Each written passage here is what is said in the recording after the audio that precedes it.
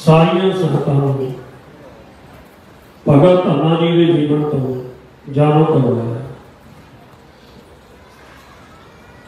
भोले भा मेरे रघुराया। गुरु की संगत दुनिया दे विच जो भी संसार दे विच आया रब की बंदगी जरूर करता, चाहे किसी धर्म विच भी आया, पर बंदगी थां उहदी पैंदी है जिहड़ा मनुख हिरदे विचों सब चीज़ों भुला के वांछा भुला के एकदम भोले भा, जदों भोले भा जी हो जाता मन च रहिंदा कुछ नहीं, उदों रब प्रगट होके दर्शन देता। जिन्ने 15 भगत होए गुरु ग्रंथ साहिब की गुरबाणी दे विच, जे उन्हां दा सारा जीवन देखीए ते एकदम उन्हां दा जीवन डंडे वर्गा सीधा।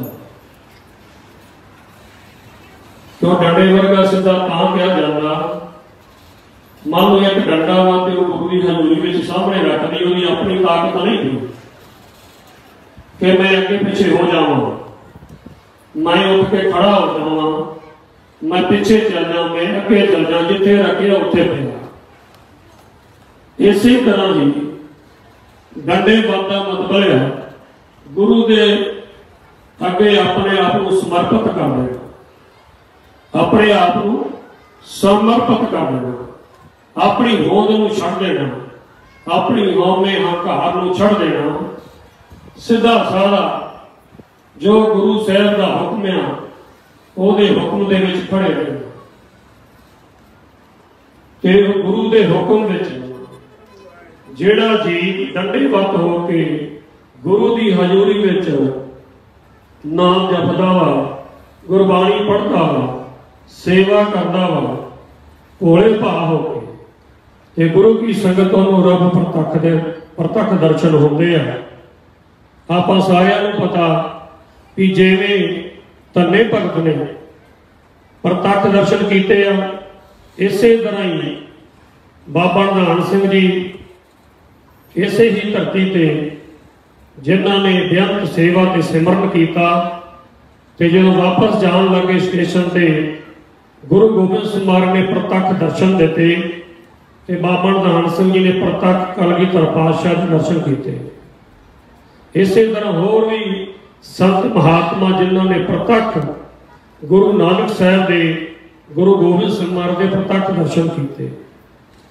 ते गुरु की संगत ये पूर्वले कर्मां दा पता ही नहीं किन्ना किन्ना वड्डा तप हुंदा, फिर जाके वो मैल लैंदी।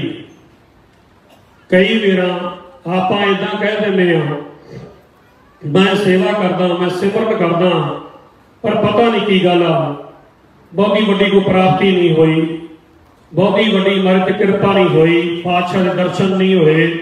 आपां कई वेरा आपां वलवले अपने मन के अगे, पर गुरु की संगत जिवें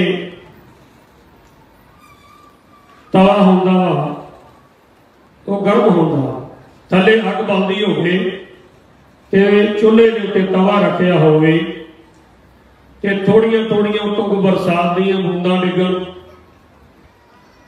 तां गुरु की संगत तो तवा ठंडा नहीं हुंदा, पर वो बूंदां जड़ियां ने तवे दे उत्ते चिड़ चिड़ करके उसड़ जांदी। तवा जिहड़ा वो गर्म ही रहिंदा वा, थोड़ियां थोड़ियां बूंदां पैण पर वो नाल दी नाल ही वो खत्म हो जांदियां, वो असर नहीं करती। इसे तरह ही अज हर का महीना चढ़िया ते महाराज ने आसार संबंधा तिस लगे हर ना ना जन्ना पास। ये हर का महीना ये जी तपस्या वो किन्हां नूं व्यापदी है, किन्हां नूं दुख दे। मर गए जिन्हां दे हिरदे विच नाम नहीं वसिया, जिहड़े नाम नहीं जपदे उन्हां नूं ये गर्मी सताउंदी आ। किहड़ी गर्मी? जिवें ऐ सूरज की धुप जिहड़ी आ, बाहर निकल के खड़े हो सूरज के सामने ते उतों गर्मी इन्नी पैंदी आ कि उत्थे खलोना मुश्किल हो जाता। कई बार तुसीं देखिया होवेगा इधर की धरती दे विच भी कि इस गर्मी के नाल इस धरती दे विच टेढ़ां पै जांदियां। जिन्नी उहदे विच नमी हुंदी गिल्लापन हुंदा वो सारा खत्म हो जाता और सुक के धरती जिहड़ी पाड़ जाती है, टेढ़ा पाड़ जाती है। ਉਹਨੂੰ जे तुसीं बाद च पानी लाओ तो छेती भरदी नहीं, वो टेढ़ां दे विच ही पानी पोया जाता। इसे तरह ही अपने हिरदे रूपी धरती के अंदर सूरज किहड़ा वा, काम रूपी सूरज, क्रोध रूपी सूरज, लोभ रूपी सूरज, मोह रूपी सूरज, हंकार रूपी सूरज, ये जो 5 सूरज चढ़ते हैं ना ते इन्नी तपच पैंदी अंदर, कहने तो भाव कि हिरदे रूपी धरती जिहड़ी आ उहदे टेढ़ां पड़ जांदियां। ईर्खा दियां, वैर दियां, विरोध दियां, चुगली दियां, निंदिया दियां, झूठ दियां, ये सारियां टेढ़ां पड़ जांदियां। ते जिथे इन्नियां टेढ़ां होण उत्थे गुरु का सिख गुरबाणी पढ़े चाहे नाम जपे ते गुरु की संगत छेती टेढ़ां नहीं भरदियां, हिरदा साफ नहीं हुंदा छेती। इस करके बहुत भारी बरसात पै जाए तो फिर जाके टेढ़ां जिहड़ियां वो मिटदियां। जदों आपां थोड़ी थोड़ी बरसात पैंदी आ ते गुरु की संगत तो टेढ़ां दे विच ही बढ़दी जांदी आ, जां तवे दे उत्ते बूंदां पैंदियां ते सुटदियां जांदियां। इसे तरह आपां थोड़ा थोड़ा नाम जपदे आ, थोड़ी थोड़ी सेवा करते हैं ते गुरु की संगत प्राप्ति पूरी नहीं होती। फल तो जरूर मिलता वा पर उहदे वास्ते गुरु की संगत बहुत ही वड्डी भगती करनी पैंदी आ। आठ पैर आराधिए पूर्ण सतगुर ज्ञान, 8 पैर सिमरन करना पैंदा, 8 पैरी सेवा करनी पैंदी आ, तां जाके गुरु की संगत तो देना भरदियां ने, तां हिरदे रूपी तवा ठंडा हुंदा, तां गुरु की संगत जदों टेढ़ां भर जांदियां ने फिर उहदे विच गुरु की संगत खेती जिहड़ी आ पैदा हुंदी आ, हरियावल पैदा हुंदी आ, तां फिर गुरु की संगत दरख्त हरे भरे हुंदे ने, फिर फल लगदा, फुल लगदे ने, तां गुरु की संगत वो सुहावना उत्थे फिर गुरु की संगत वो दरख्तां दे थल्ले ही आपां बह के आनंद माण सकदे हां। इसे तरह ही जिन्ने भगत होए आ उन्होंने थोड़ी थोड़ी भगती नहीं की, 8 पैर ही बंदगी की। 8 पैर आराधिए पूर्ण सतगुर ज्ञान, 8 पैर ही सिमरन करना, 8 पैर ही भक्ति करनी। गुरु की संगत 8 पैर ही गुरु का सिख नाम जपदा गुरबाणी पढ़दा तो उत्थे फिर वड्डी बख्शिश होंदी आ। रब की प्राप्ति करनी कोई सौखी नहीं गी। गुरु की संगत जिवें दुध दे विच दुध मिला दीए, दुध होवे तो दुध दे विच दुध मिलदा, पानी दे विच पानी मिलदा वा। इसे तरह ही रब जिहड़ा निर्गुण स्वरूप आ ते गुरु की संगत हिरदा भी निर्गुण स्वरूप हो जावे तां उहदे विच जीव जिहड़ा लीन हुंदा। जे हिरदे विच काम, क्रोध, लोभ, मोह, हंकार, ईर्खा, वैर, जोर, विरोध, चुगली, निंदिया, झूठ, आसा, तृष्णा, मनसा, ये सारियां चीज़ां मन दे विच आ, वो कभी भी रब दे विच मुक्ति नहीं प्राप्त कर सकता, लीन नहीं हो सकता। रब की प्राप्ति जिन्हें करनी है तो सारिया चीज़ों को हिरदे विचों कढनियां पैणगियां तां जाके वो रब की प्राप्ति कर सकता।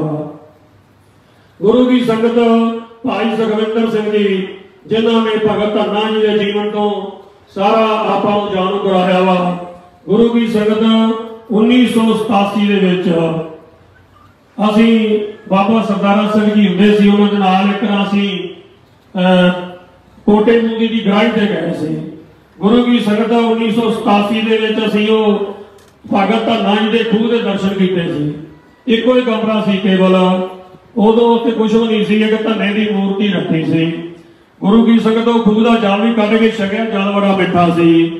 फिर गुरु की संगत ਉੱਥੇ ਜਿਹੜੇ ਪਿੰਡ ਵਾਲੇ ਸੀ ਉਹਨਾਂ ਨੂੰ ਅਸੀਂ ਪੁੱਛਿਆ ਵੀ ਉੱਥੋਂ ਦਾ ਕੀ ਇਤਿਹਾਸ ਆ। ਇਸੇ ਤਰ੍ਹਾਂ ਹੀ ਬਸ ਭਗਤ ਭਾਈ ਸੁਖਵਿੰਦਰ ਸਿੰਘ ਨੇ ਜਿਸ ਤਰ੍ਹਾਂ ਦੱਸਿਆ, ਹੁਣ ਵਾਰ-ਵਾਰ ਉਹ ਰਿਪੀਟ ਕਰੀਏ ਫਿਰ ਉਹ ਠੀਕ ਨਹੀਂ। ਕਹਿਣ ਤੋਂ ਭਾਵ ਕਿ ਆਖਰ ਉੱਥੋਂ ਦਾ ਜਿਹੜਾ ਇੱਕ ਅੰਦਾਜ਼ਾ 80-85 ਸਾਲ ਦਾ ਬਜ਼ੁਰਗ ਸੀ, ਉਹਨੇ ਫਿਰ ਸਾਰਾ ਸਾਨੂੰ ਦੱਸਿਆ। ਇਹਨੇ ਕਿੱਦਾਂ ਭਗਤ ਤਰਲੋਚਨ ਜੀ ਨੂੰ ਪੱਤਰ ਦਿੱਤਾ, ਕਿੱਦਾਂ ਧੰਨ ਭਗਤ ਨੇ ਭਗਤ ਨੇ ਉਹਦੀ ਸੇਵਾ ਕੀਤੀ ਤੇ ਕਿੱਦਾਂ ਪ੍ਰਤੱਖ ਦਰਸ਼ਨ ਕੀਤੇ। ਉਹਦੇ ਬਜ਼ੁਰਗ ਦੇ ਦੱਸਣ ਦੇ ਸੀ, ਕਹਿੰਦੇ 1-2-4 ਦਿਨ ਦੀ ਗੱਲ ਨਹੀਂ, ਰੋਜ਼ ਹੀ ਪ੍ਰਸ਼ਾਦਾ ਭਗਤ ਧੰਨਾ ਜੀ ਤਿਆਰ ਕਰਦਾ ਸੀ ਤੇ ਰੋਜ਼ ਅੱਗੇ ਰੱਖਦਾ ਸੀ, ਅਰਦਾਸ ਕਰਦਾ, ਪਰ ਛਕਦੇ ਨਹੀਂ ਸੀ, ਭੋਗ ਨਹੀਂ ਸੀ ਲੱਗਦਾ। ਕਹਿੰਦੇ 21 ਦਿਨ ਬੈਠਾ ਰਿਹਾ ਭਗਤ ਧੰਨਾ ਜੀ। ਮਹਾਰਾਜ ਬੜੀ ਵੱਡੀ ਪਰਖ ਲੈਂਦੇ ਆ। 21 ਦਿਨ ਧੰਨਾ ਭਗਤ ਜੀ ਬੈਠੇ ਰਹੇ ਤੇ ਆਖਰ ਬੇਨਤੀ ਕਰ ਦਿੱਤੀ ਕਿ ਜੇ ਤੂੰ ਭੋਗ ਨਾ ਲਾਇਆ ਹੈ ਪਰਮੇਸ਼ਰ ਤੇ ਮੈਂ ਵੀ ਪ੍ਰਾਣ ਤਿਆਗ ਦੂੰ। ਕਿ ਜੇ ਤੁਸੀਂ ਪ੍ਰਸ਼ਾਦਾ ਨਹੀਂ ਛਕਣਾ ਤੇ ਛਕਣਾ ਮੈਂ ਵੀ ਨਹੀਂ। ਇੰਨੇ ਦਿਨ ਦਾ ਤੁਸੀਂ ਵੀ ਭੁੱਖੇ ਜੇ ਤੇ ਮੈਂ ਵੀ ਭੁੱਖਾ, ਪ੍ਰਸ਼ਾਦਾ ਤੁਸੀਂ ਵੀ ਛਕਿਆ ਨਹੀਂ ਮੈਂ ਵੀ ਛਕਿਆ ਨਹੀਂ, ਪਰ ਜੇ ਤੁਸੀਂ ਨਾ ਛਕਿਆ ਮੈਂ ਵੀ ਪ੍ਰਾਣ ਤਿਆਗ ਦੂੰ। ਆਖਰ ਗੁਰੂ ਕੀ ਸੰਗਤ ਉਹਦੇ ਵਿੱਚੋਂ 2 ਬਾਹਾਂ ਪਹਿਲਾਂ ਪ੍ਰਗਟ ਹੋਈਆਂ ਜਿਸ ਤਰ੍ਹਾਂ ਬਜ਼ੁਰਗ ਨੇ ਦੱਸਿਆ ਪੱਥਰ ਦੇ ਵਿੱਚੋਂ। ਪਰ ਭਗਤ ਧੰਨਾ ਜੀ ਕਹਿੰਦੇ ਮਹਾਰਾਜ 2 ਬਾਹਾਂ ਦੇ ਨਾਲ ਗੱਲ ਨਹੀਂ ਬਣਨੀ, ਪ੍ਰਤੱਖ ਹੋ ਕੇ ਬੈਠੋ, ਅਸੀਂ ਹੱਥ ਸੁੱਚੇ ਕਰਾਵਾਂਗੇ। ਪਰ ਗੁਰੂ ਕੀ ਸੰਗਤ ਜਦੋਂ ਇਹ ਬੇਨਤੀ ਕੀਤੀ ਤੇ ਮਹਾਰਾਜ ਉਹ ਪੱਥਰ ਦੇ ਵਿੱਚੋਂ ਪ੍ਰਤੱਖ ਪ੍ਰਗਟ ਹੋ ਕੇ ਪ੍ਰਤੱਖ ਚੌਂਕੜਾ ਲਾ ਕੇ ਬੈਠੇ। ਧੰਨੇ ਭਗਤ ਨੇ ਹੱਥ ਸੁੱਚੇ ਕਰਾਏ, ਬੜੇ ਅਦਬ ਸਤਿਕਾਰ ਦੇ ਨਾਲ ਪ੍ਰਸ਼ਾਦਾ ਛਕਿਆ। ਤਾਂ ਉਹ ਸਮੇਂ ਤੇ ਗੁਰੂ ਕੀ ਸੰਗਤ ਜਦੋਂ ਪ੍ਰਸ਼ਾਦਾ ਛਕਿਆ ਤੇ ਪ੍ਰਸ਼ਾਦਾ ਛਕ ਕੇ ਫਿਰ ਧੰਨੇ ਭਗਤ ਨੂੰ ਸੀਤ ਪ੍ਰਸ਼ਾਦ ਦਿੱਤਾ, ਉਹਨੇ ਵੀ ਛਕਿਆ। ਮਹਾਰਾਜ ਨੇ ਬਖਸ਼ਿਸ਼ ਕੀਤੀ, ਬ੍ਰਹਮ ਗਿਆਨ ਦਾ ਪ੍ਰਕਾਸ਼ ਹੋ ਗਿਆ। ਧੰਨਾ ਮਹਾਰਾਜ ਕਹਿੰਦੇ ਹੁਣ ਧੰਨਿਆ ਮੈਂ ਜਾਵਾਂ। ਕਹਿੰਦੇ ਜਾਣਾ ਕਿੱਦਾਂ? ਭਗਤ ਤਰਲੋਚਨ ਦਾ ਕਹਿੰਦੇ ਤੁਹਾਡੇ ਸਾਰੇ ਕੰਮ ਕਰੇਗਾ। ਕਹਿੰਦੇ ਮੇਰੇ ਦਾ ਖੂਹ ਵਗਣ ਵਾਲਾ ਮੈਂ, ਤੁਸੀਂ ਖੂਹ ਵਾਹੁਣਾ ਉਹਨੂੰ ਕੰਮ ਦੱਸਦਾ ਮਹਾਰਾਜ ਨੂੰ। ਇਹ ਗਊਆਂ ਵੀ ਤੁਸੀਂ ਚਾਰਨੀਆਂ, ਇਹ ਕਿਆਰੇ ਵੀ ਤੁਸੀਂ ਮੋੜਨੇ ਆ, ਖੂਹ ਵੀ ਤੁਸੀਂ ਵਾਹੁਣਾ ਵਾ, ਇਹ ਨੱਕੇ ਵੀ ਤੁਸੀਂ ਮੋੜਨੇ ਆ।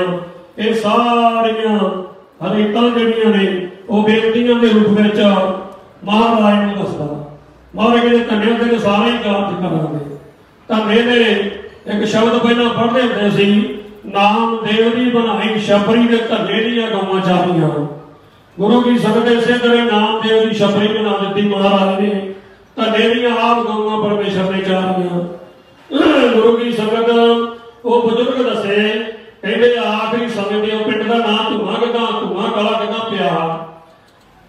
ਜਦੋਂ ਆਖਰੀ ਸਮੇਂ ਦੇ ਉੱਤੇ ਭਗਤ ਧੰਨਾ ਜੀ ਜਿਸ ਤਰ੍ਹਾਂ ਗੁਰੂ ਗੋਬਿੰਦ ਸਿੰਘ ਮਹਾਰਾਜ ਘੋੜੇ ਬਾਜ ਸਮੇਤ ਸ਼ਸਤਰਾਂ ਸਮੇਤ ਆਖਰੀ ਸਮੇਂ ਦੇ ਮਹਾਰਾਜ ਸੱਚਖੰਡ ਨੂੰ ਗਏ ਜਾਂਦੇ ਹੀ, ਇਸੇ ਤਰ੍ਹਾਂ ਹੀ ਭਗਤ ਧੰਨਾ ਜੀ ਕਹਿੰਦੇ ਜਦੋਂ ਅਕਾਲ ਪੁਰਖ ਦਾ ਹੁਕਮ ਆ ਗਿਆ ਤੇ ਜਾਣਾ ਸੀ ਤੇ ਭਗਤ ਧੰਨਾ ਜੀ ਨੇ ਗੱਡਾ ਤਿਆਰ ਕੀਤਾ। ਸਾਰੇ ਪਿੰਡ ਦੇ ਵਿੱਚ ਆਵਾਜ਼ ਦਿੱਤੀ, ਕਹਿੰਦੇ ਆਓ ਭਾਈ ਜਿੰਨੇ ਜਾਣਾ ਸੱਚਖੰਡ ਸਾਹਿਬ ਨੂੰ। ਤਾਂ ਲੋਕ ਵਿਖਾਓ ਕਰਦੇ ਸੀ, ਘਰ ਦਾ ਜੋਗੀ ਜੋਗੜਾ ਤੇ ਬਾਹਰ ਦਾ ਜੋਗੀ ਸਿੱਧ। ਕਹਿੰਦੇ ਇਹ ਕਿਹੜਾ ਭਗਤ ਏਡਾ ਵੱਡਾ ਵਾ ਜਿਹੜਾ ਸਾਨੂੰ ਸੱਚਖੰਡ ਲੈ ਜਾਊਗਾ। ਪਰ ਗੁਰੂ ਕੀ ਸੰਗਤ ਜਿਨ੍ਹਾਂ ਕਿਸੇ ਨੇ ਯਕੀਨ ਨਾ ਕੀਤਾ, ਭਗਤ ਧੰਨੇ ਨੇ ਗੱਡਾ ਜਿਹੜਾ ਜੋਇਆ ਬਲਦ ਜੁੱਤੇ ਗੱਡੇ ਤੇ ਘਰ ਵਾਲੀ ਨੂੰ ਬਿਠਾਇਆ, ਆਪਣੇ ਪੁੱਤਰ ਨੂੰ ਬਿਠਾਇਆ। ਗੁਰੂ ਕੀ ਸੰਗਤ ਜਿਹੜਾ ਕਾਮਾ ਹੀ ਸੀ ਉਹਨੂੰ ਵੀ ਬਿਠਾਇਆ ਗੱਡੇ ਤੇ। ਇੱਕ ਕੁੱਕਰ ਸੀ ਨਾਲ, ਉਹਨੂੰ ਵੀ ਗੱਡੇ ਤੇ ਬਿਠਾਇਆ। ਗਊ ਵੀ ਗੱਡੇ ਨਾਲ ਬੰਨ੍ਹ ਲਈ ਤੇ ਗੁਰੂ ਕੀ ਸੰਗਤ ਦੇ ਘਰ ਦੇ ਵਿੱਚੋਂ ਗੱਡਾ ਜਿਹੜਾ ਉਹ ਬਾਹਰ ਪਿੰਡ ਦੇ ਵਿੱਚੋਂ ਵਿਦਿਆ ਕਰ ਦਿੱਤਾ। ਬਾਹਰ ਪਿੰਡ ਦੇ ਲੋਕ ਸੀ ਤਾਂ ਗੁਰੂ ਕੀ ਸੰਗਤ ਦੇਖਦੇ ਰਹੇ। ਜਦੋਂ ਦੇਖਦਿਆਂ 5-10 ਕਿੱਲੇ ਪਿੰਡੋਂ ਗੱਡਾ ਬਾਹਰ ਜਾ ਚੁੱਕਾ ਤੇ ਦੇਖਦਿਆਂ ਸਾਰਿਆਂ ਦੇ ਤਤ ਛੰਦ ਦੇ ਵਿੱਚੋਂ ਗੱਡਾ ਗਏ। ਸਾਹਮਣੇ ਹੀ ਭਗਤ ਧੰਨਾ ਜੀ ਉਹ ਸੱਚਖੰਡ ਨੂੰ ਗਏ ਤੇ ਜਦੋਂ ਉਹ ਭਗਤ ਧੰਨਾ ਜੀ ਸਾਹਮਣੇ ਹੀ ਸੱਚਖੰਡ ਨੂੰ ਜਾਣ ਲੱਗੇ, ਉਦੋਂ ਜਿਨ੍ਹਾਂ ਆਤਮਿਕ ਗਿਆਨੀ ਜਿਹੜੇ ਜੀਵ ਹੁੰਦੇ ਉਹਨਾਂ ਨੂੰ ਉਹ ਚੀਜ਼ ਦਾ ਪਤਾ ਵਾ। ਗੁਰੂ ਕੀ ਸੰਗਤ ਉੱਤੇ ਕਰੋੜਾਂ ਸੂਰਜਾਂ ਸਮਾਨ ਪ੍ਰਕਾਸ਼ ਹੋਇਆ, ਨਿਰਗੁਣ ਦਾ ਪ੍ਰਕਾਸ਼ ਹੋਇਆ ਤੇ ਪਿੰਡ ਵਾਲਿਆਂ ਨੇ ਇਹ ਸਮਝਿਆ ਵੀ ਇੰਨਾ ਵੱਡਾ ਧੂਆਂ ਕਾਹਦਾ ਹੋਇਆ, ਵੀ ਇੰਨਾ ਵੱਡਾ ਧੂਆਂ ਜਿਹੜਾ ਵਾ ये क्यों होया? गुरु की संगत धुआं नहीं सी, प्रकाश सी, निर्गुण का प्रकाश से। इतना वड्डा भारी प्रकाश होया तो उस समय ते धन्ना भगत जी परिवार समेत गुरु की संगत गड्ढे समेत बलदा समेत कुकर समेत गुरु की संगत इसे तरह सीरी समेत सचखंड नूं सारे ही गए। गुरु की संगत दे भगतां दे विच एडी वड्डी ताकत हुंदी आ कि वो नाम जप जप के निर्गुण स्वरूप ही हो जाते ते निर्गुण दे विच ही लीन हो जाते आ। एडी वड्डी महान हस्ती धन्ना भगत जी जिन्हां दा अज आपां जन्मदिन मना रहे हैं। गुरु की संगत होर भी विचारां पर इन्ना समा नहीं। गुरु की संगत इस समागम दे तख्त सचखंड साहिब तो परसों संत बाबा कुलवंत सिंह जी हाजरियां लवा के गए आ। बाबा राम सिंह जी के नाल इन्ने समूह पंज प्यारे तख्त साहिब के जिन्ने भी कर्मचारी आ और सेवादार आ और जिन्ने भी सुबेरेंट साहब चरागिया साहब भी बैठे आ, इस तरह ही सारे खान सिंह जी जिन्ने भी तख्त साहिब के जिन्ने भी सारे मैंबर साहबान सेवादार सारे जिन्ने इत्थे पहुंचे हुए आ, दास वालों बाबा बलविंदर सिंह जी वालों सारी समूह पंजा प्यारियां नूं सारे सचखंड के सेवादारां नूं मैंबरां नूं और इस तरह समूह संगत नूं सारी संगत नूं जी आया। होइयां गलतियां भुलां दी माफी। प्यार विच आओ झुकाओ सीस गुरु ग्रंथ साहिब जी नूं प्यार विच आओ बुलाओ फतेह। वाहिगुरू जी का खालसा वाहिगुरू जी की फतेह। बाबा तेजा सिंह जी माता साहब तो भी इत्थे पहुंचे आ, माफी चाहुंदे आ नाम विसर गया। इस तरह जिन्हां दा भी नाम नहीं ले गया सारे ही सत्कारयोग आ। वाहिगुरू जी का खालसा वाहिगुरू जी की फतेह।